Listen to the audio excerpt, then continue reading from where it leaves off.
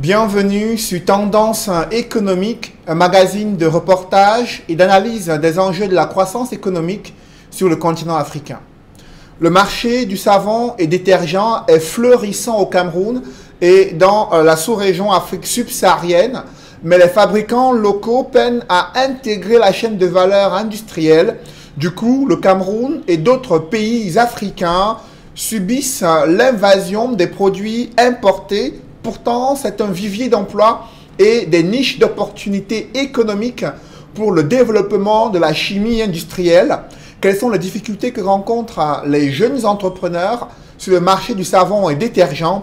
Quels sont les enjeux de développement de cette filière savon et détergent au Cameroun et en Afrique subsaharienne? Pour en parler, je reçois sur ce plateau un expert en chimie industrielle, Martial Gervais Odenbella. Bonsoir. Bonsoir. Et bienvenue sur ce plateau. Je précise que vous êtes jeune entrepreneur, vous êtes consultant international, chercheur également. Vous avez publié plusieurs articles scientifiques sur la valorisation des déchets.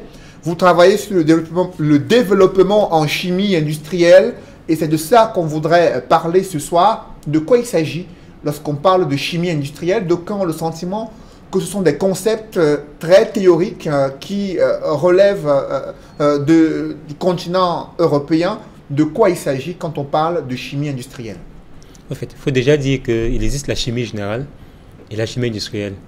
La chimie industrielle, en fait, elle est, comme on dit, c'est la chimie appliquée à l'industrie, mais pas seulement l'industrie. Ça veut dire que c'est tout ce qui concerne les procédés, les formulations, les bonnes pratiques de production, la recherche et développement. Bref, tout ce qui permet de manufacturer un produit d'origine, des types chimiques et de le mettre sur le marché. Ça peut être des produits d'entretien, ça peut être des matières premières, ça peut être des produits cosmétiques et bien plus. Et parmi ces produits d'entretien, il y a le savon et détergent. Ce sont des produits d'entretien très consommés au Cameroun. Quel est l'état des lieux du marché savon et détergent pour vous qui êtes un acteur dans cette filière? Les gens peuvent dire que lorsqu'on parle de savon et détergent, on parle de savon de lessive, de toilette, on parle de savon liquide, je vais revenir sur le thème savon liquide tout à l'heure. On parle de détergents liquides, on parle de détergents en poudre. En ce qui concerne le marché national, le marché national des savons de lessive, il est beaucoup plus dominé par des marques locaux, des industries locales qui justement inondent le marché et aussi exportent vers d'autres pays africains environnants de la sous-région. Nous avons des détergents en poudre, par exemple, qui sont davantage importés, parce qu'il faut remarquer que tout ce qu'on trouve sur le marché local, en majorité, sont des produits importés, même si, nos conditionneurs au Cameroun, ça veut dire qu'on importe la matière en elle-même, la poudre des détergents dans elle-même, parfois de l'Indonésie, parfois de la Chine, parfois de l'Europe, et on reconditionne sur place, tout simplement parce qu'on n'en produit réellement pas sur place. Alors, c'est le secteur du savon, de toilette et détergent qui vient essentiellement de l'étranger, mais il existe pourtant des fabricants locaux. Quelle est la marge dans ce marché au Cameroun? En ce qui concerne les savons de toilette et les détergents, les parts de marché sont très infimes pour les producteurs locaux. Comme je dis, la majorité des produits sont importés en matière de savons de toilette et des détergents en poudre. Bon, parce que moi je considère, si quelqu'un importe la matière qui est reconditionne, je considère que c'est importé. Donc les parts de marché sont infimes, je veux dire qu'on n'atteint même pas 30%.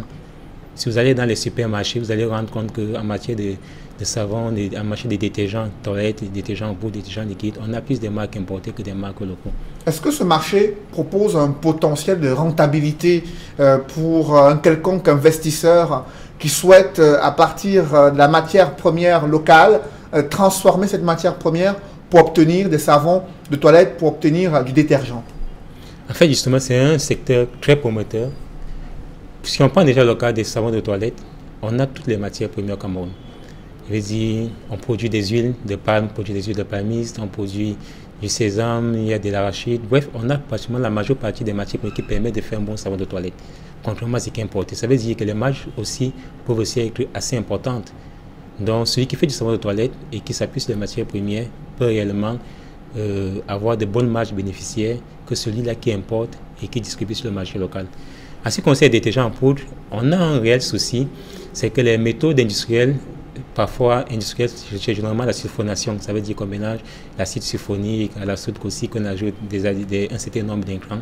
Il se trouve que cette matière, dans la sulfonation, la matière de base qui est l'acide sulfonique, elle est très coûteuse.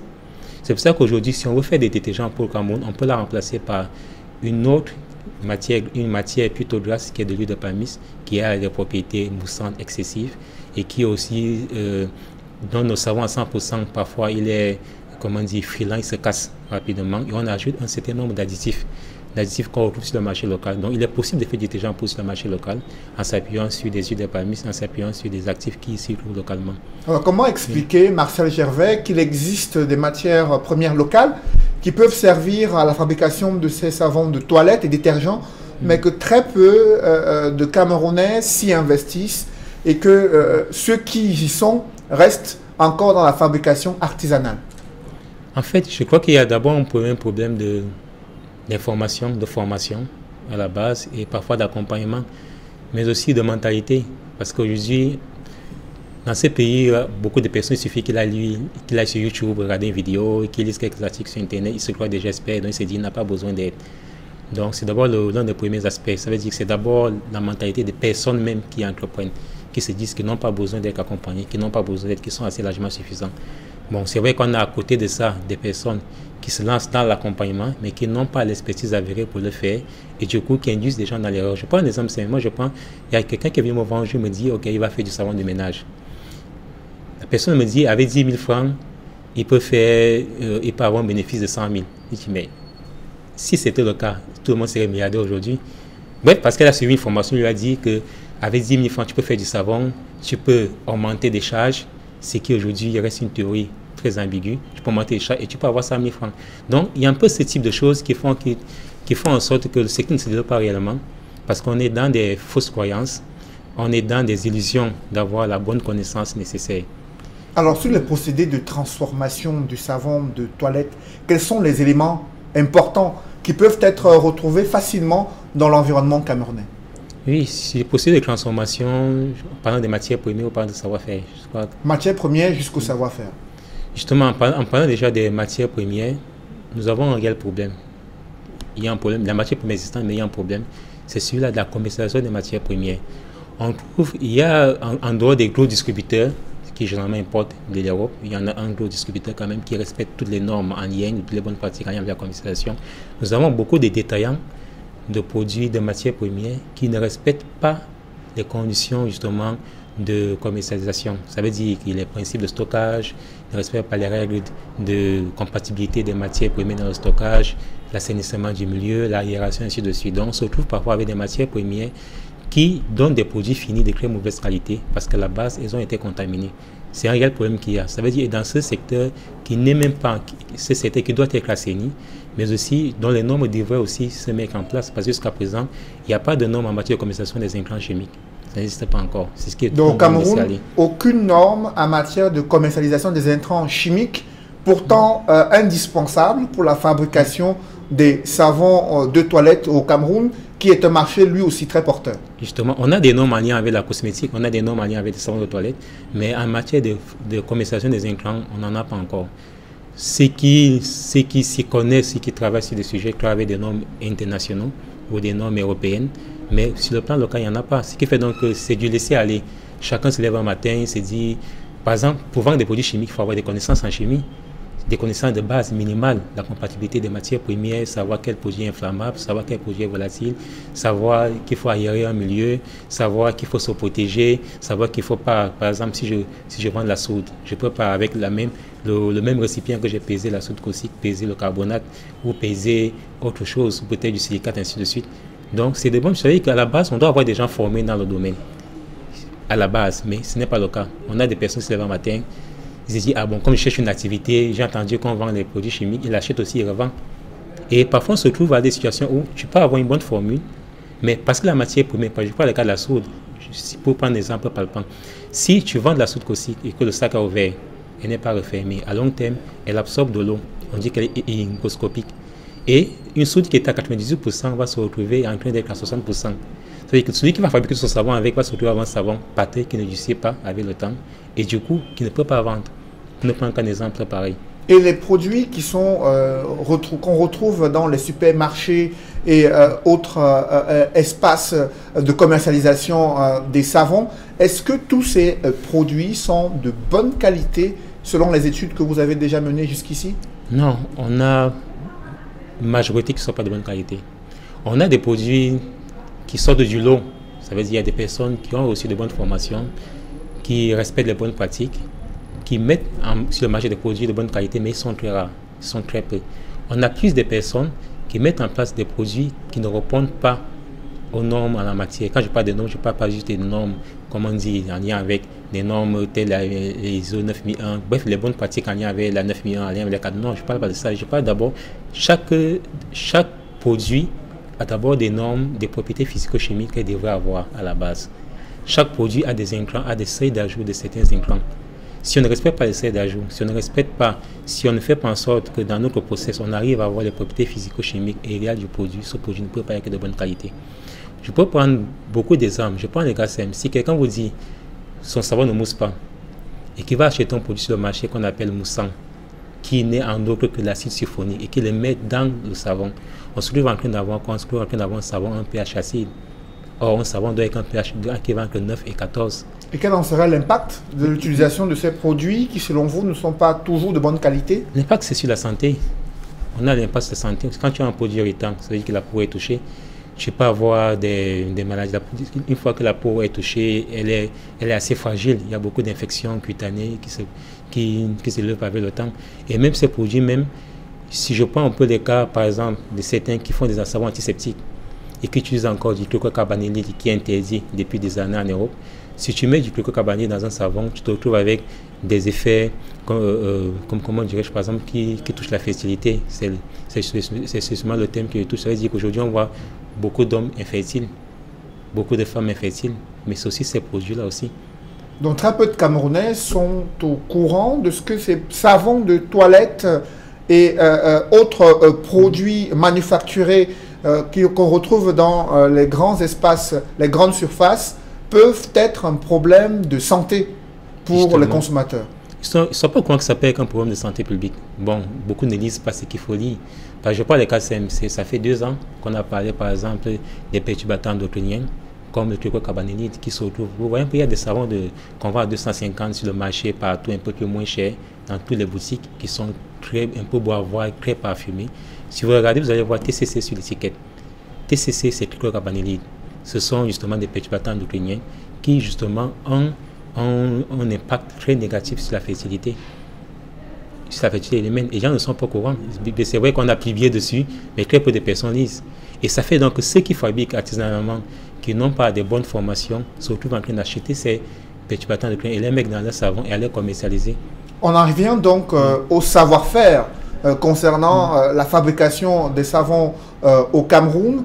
Est-ce que ce savoir-faire est présent, est avéré pour tous les fabricants artisanaux qui se lancent dans ce domaine? Est-ce qu'il y a la disponibilité des équipements nécessaires pour passer de la phase artisanale à une phase d'industrialisation? Bon, je vais commencer par les équipements. Au Cameroun, il y a des fabricants d'équipements artisanaux, minimum que des artisanaux et semi-industriels, qui font un très bon boulot. Le problème, c'est que ces équipements, parfois, ça va être cher. Pourquoi cher? Ce n'est pas vraiment parce qu'ils veulent que ce soit cher, mais c'est parce que la matière de base, que ce soit l'inox, et tout, elle est importée. Et lorsqu'elle est importée, elle revient un peu cher. Maintenant, passer à l'industrie, il y a un problème de savoir-faire en termes d'équipement industriel. Si je prends le cas des savonneries, si vous faites une savonnerie d'une tonne de production par heure, en Italie, elle te coûte dans les 350 000 euros, donc plus de 200 millions et poussière. Ce savoir-faire n'est pas encore existant au Cameroun. On peut fabriquer une bougineuse simplex, on peut fabriquer une duplex, mais lorsqu'il s'agit d'une triplex, c'est des problèmes. J'en connais plein qui sont cassés la figure. Ça veut dire que tu investis autant d'argent, mais tu n'as pas le résultat final. Donc, le savoir-faire existant, c'est pour des équipements artisanaux et semi-industriels. Si on concerne des équipements industriels, il faut à tout prix les importer. Pour le moment, en attendant, peut-être qu'on y arrive justement à ce stade où on peut fabriquer des équipements au coût qu'on pourrait importer de l'Indonésie ou de l'Italie, par exemple. Je ne suis pas trop partant pour les équipements chinois. Je donne un cas concret. Par exemple, vous allez voir sur les sites internet, on vous dit vous pouvez faire une tonne de savon par heure à 50 000 $ ou 100 000 $, maximum 100 000 $, donc presque moins de 60 millions. Ces équipements d'une tonne par heure ne peuvent pas faire une tonne par heure en temps normal. Pourquoi? Parce que c'est des équipements, c'est des lignes de finition en fait. Ça veut dire que tu importes des savons préfabriqués, tu les mets dans cette machine et elle te sort des savons, des produits finis. Donc il y a une partie préparation. Or, nous, on n'a pas besoin d'importer cette matière, des bousillons, on n'a pas besoin d'importer parce qu'on a la matière première locale. Celui qui va importer, qui va transformer, ça revient un peu plus cher. Donc on a un équipement qui est moins cher, mais qui en réalité ne rend pas service. Parce qu'il part d'un process qui, du coup, n'est pas réellement rentable. Parce qu'en fait, c'est comme si tu achètes du savon et tu revends. Réalité. Marcel, je vais vous parler de l'acquisition des équipements pour une production industrielle qui demande de lourds investissements. Oui. Et on en vient à la question du financement pour ceux qui se lancent dans ce secteur du savon, de toilette et détergent. Est-ce que vous qui êtes dans ce domaine, l'accès au financement est évident? Est-ce que les banques accompagnent un tel projet au Cameroun? Bon, moi je dirais déjà qu'on a plus de banques commerciales que de banques d'affaires, ce que je dirais déjà. Parce qu'un projet industriel, ce n'est pas une histoire de 6 mois, d'un an, où les différés varient. On varie dans des différés d'1 mois, 3 mois, 6 mois, maximum un an. Bon, c'est vrai qu'on me dit qu'il y a certains qui vont à 2 ans et tous, mais en réalité, on ne dépasse pas un an. Et ça fait donc que si vous voulez mettre un projet d'industrie, la phase de mise en place peut vous prendre une année entière. Et une année entière, vous n'allez pas générer des revenus, vous allez passer le temps à dépenser. Maintenant, si on regarde les taux d'intérêt, lorsque tu te mets sur le marché, tu vas perdre au moins 6 mois parce que ton produit doit pénétrer le marché. Et lorsqu'on pénètre le marché, ce produit est généralement vendu en promotion, ça veut dire qu'on fait moins de marge.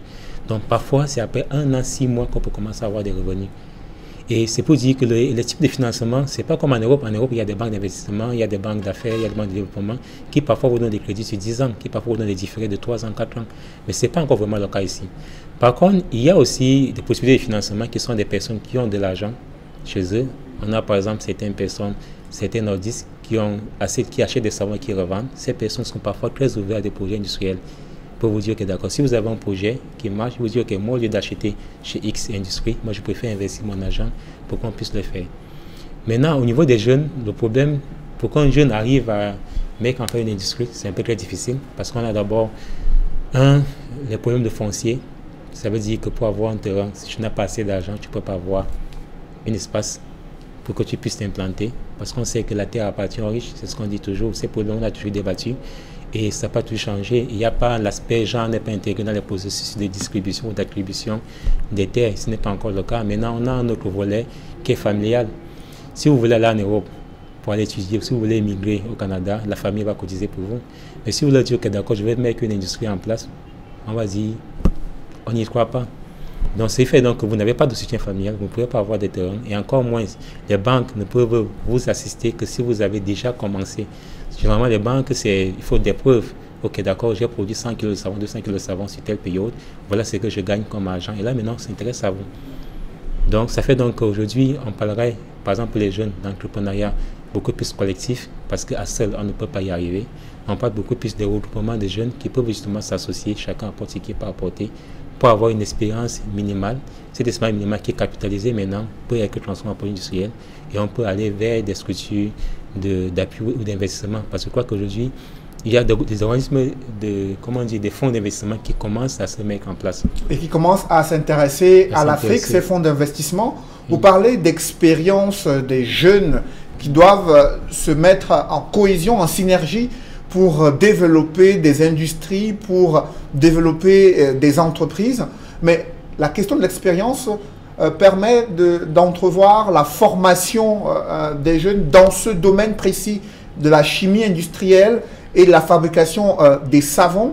Est-ce que la formation au Cameroun, elle existe? Est-ce qu'elle est idoine? Est-ce qu'elle favorise justement l'acquisition des connaissances pratiques et nécessaires pour pouvoir investir, pour pouvoir commencer à fabriquer localement du savon de toilette et des détergents? Bon, je crois qu'on partira à la base. La base, c'est ceux qui font chimie générale. Il y a des unités de valeur de saponification, je crois en 3e année, en 4e année en détergence. Ceux qui font biochimie, c'est pareil. Mais comme on dit, c'est beaucoup plus théorique. Parce que je prends les cas simples. On s'appuie beaucoup plus sur le procédé marseillais, qui est un procédé industriel lorsqu'on donne des cours. on ne regarde pas les autres process qui existent. On est en termes de paramètres, on travaille encore avec des indices de saponification qui sont largement dépassés. Parce que l'indice de saponification, c'est en lien avec la potasse et non en lien avec la soude. Donc, il y a un peu ces petits manquements qui existent. Il y a des écoles comme l'ESAI où on a quand même des informations un peu plus avancées, mais pas toujours suffisantes. Mais il y a quand même des bases. À l'ESAI, il y a quand même des bases. Mais maintenant, en termes de savoir, moi, par exemple, j'ai plus acquis un savoir beaucoup plus à l'international. C'est vrai, je suis technicien chemin industriel de formation à la base, j'ai eu des bases, mais je me dis, en fait, c'est en travaillant avec des cabinets internationaux qui protègent très bien le process, avec des experts internationaux, avec des universités et des chercheurs internationaux, que moi j'ai aussi à avoir ce savoir que j'ai. Je vous prends des exemples simples. En termes d'industrie, par exemple, quand vous achetez des équipements, on va voir le savoir-faire en lien. Je vais dire, par exemple, si vous voulez mettre une industrie de savonnerie, de la préparation, la partie préparation, la partie finition, contrôle qualité, tout de suite, c'est de savoir que ceux qui vendent des équipements vendent aussi. Ce savoir ne se trouve pas dans nos écoles. Il faut peut-être avoir peut-être été directeur de production pour maîtriser toute la chaîne. Donc en clair, il y a un déphasage au Cameroun entre la formation dans les filières de ceux qui font chimie et agro-industrie et la réalité sur le terrain de capacité des jeunes diplômés à pouvoir véritablement développer les axes attendus concernant le savon de toilette, concernant les détergents et d'autres produits agro-industriels. Oui, justement, en fait, je veux dire, la réalité, c'est que le savoir-faire est insuffisant, mais il est quand même existant. Il y a très peu de personnes qui détiennent ce savoir. On a beaucoup de personnes qui, parce qu'ils ont ramassé une formule quelque part au Nigeria, au Ghana, au truc et tout, se mettent à diffuser des savoir-faire sans réelle maîtrise de la chose. C'est pour ça qu'on se rend compte que beaucoup de produits ne sont pas de bonne qualité. Mais quand même, il y a un savoir-faire qui existe. Les gens doivent se orienter vers là où on devrait aller. J'ai dit tout à l'heure, par exemple, qu'à l'Insaïe, par exemple, dans Garoundéré, il y a un minimum quand même qui est fait. Quand je dis un minimum, c'est qu'il y a quand même des bases. Eux, ils ont le souci. On a quand même des professeurs agrégés qui font le tour du monde, qui apportent ce savoir. Mais maintenant, sur le plan de l'applicabilité, par contre, au niveau industriel, il y a un grand nombre de choses qui ne sont pas encore enseignées. Lesquelles, par exemple? Bon, quand je prends déjà le cas, par exemple, je prends le cas des contrôles qualité en termes de savon. Tous les postes ne sont pas encore enseignés. Je dis par expérience, je dis pour avoir accompagné certaines industries, je me suis rendu compte que quand je prends des industries, je ne vais pas citer les pays parce que certains vont se reconnaître. En termes de contrôle qualité, il y a beaucoup d'analyses qui ne sont pas encore faites, qui ne sont pas enseignées, qui existent. On a aussi des bonnes pratiques. Je prends un exemple. Si vous voyez une industrie qui fait du savon de lessive, aujourd'hui, le savon de lessive, on l'utilise pour la toilette. Ça veut dire que les normes ne sont pas limitées à la 9 000, à la 14 000. Maintenant, les normes vont aussi à la 22 700, qui est une norme cosmétique. On doit tenir compte du fait que celui-là qui achète un savon de lessive va se laver avec. Quand il se lave avec, ça devient comme un produit cosmétique. Mais par contre, on ne tient pas encore compte cet aspect-là, cet aspect des choses. Je prends aussi le cas aussi au niveau des nouveaux process, par exemple, de fabrication, par exemple, le savon à froid. Les gens se limitent encore à ce qu'ils trouvent sur Internet. Par contre, ce secteur a beaucoup évolué aujourd'hui. Il ne suffit pas, je prends un exemple. À l'époque, pour faire un savon à froid, par exemple, on va vous dire, pour X quantité d'huile, vous allez avoir une X quantité de soude pour travailler avec. Mais de nos jours, il est possible de vous dire, je veux faire 100 kg, et je définis la quantité d'huile qu'il me faut, de soude qu'il me faut pour avoir les 100 kg. Donc, le mode de calcul est différent. Et même encore, je prends un autre exemple encore. Si vous prenez des formules qui sont dispensées ou vulgarisées dans certaines écoles, on ne tient pas compte des paramètres comme le cas où les matières comme la soude peuvent varier. Parce que vous avez par exemple au Cameroun la soude européenne, bonne qualité, et la soude chinoise. Alors, quels sont les enjeux économiques de développement de ce marché savon et détergent? En quelques mots. Les enjeux économiques, justement, c'est que le besoin est sans cesse croissant, comme on dit. Et je me dis, si on enseigne le secteur, si les gens se mettent à fabriquer des produits de bonne qualité, on peut aussi inverser la tendance. Ça veut dire qu'au lieu d'importer, on peut plutôt produire localement. Et les parts de marché qui étaient acquis pour les marques importées deviendront plutôt locaux ou nationaux. Mais là, ça veut dire aussi qu'il faut développer aussi les métiers en lien. Quand je parle de métiers en lien, je parle de l'agriculture. Ça veut dire qu'il faut davantage de palmeraies, il faut davantage des trucs comme le karité, peut-être au nord, ainsi de suite. Bref, les matières premières, donc le domaine agricole, la transformation de ces matières premières, tenir compte de l'aspect de commercialisation des ingrédients chimiques qui doit obéir aux bonnes normes, tenir compte des aspects d'équipement. Ça veut dire qu'on doit avoir des chaudronniers bien formés qui sont capables de fabriquer des équipements de qualité et aussi le savoir-faire et bien entendu l'accompagnement aux bonnes parties de production. Merci. Martial Gervais, Oden Bella. Je rappelle que vous êtes expert en chimie industrielle, consultant international, chercheur. Vous avez écrit plusieurs articles scientifiques sur la valorisation des déchets, sur le développement de la chimie industrielle au Cameroun et à l'international. Mesdames, messieurs, c'est la fin de cette émission. Merci d'avoir suivi. Rendez-vous dans une semaine pour une nouvelle édition de Tendance économique.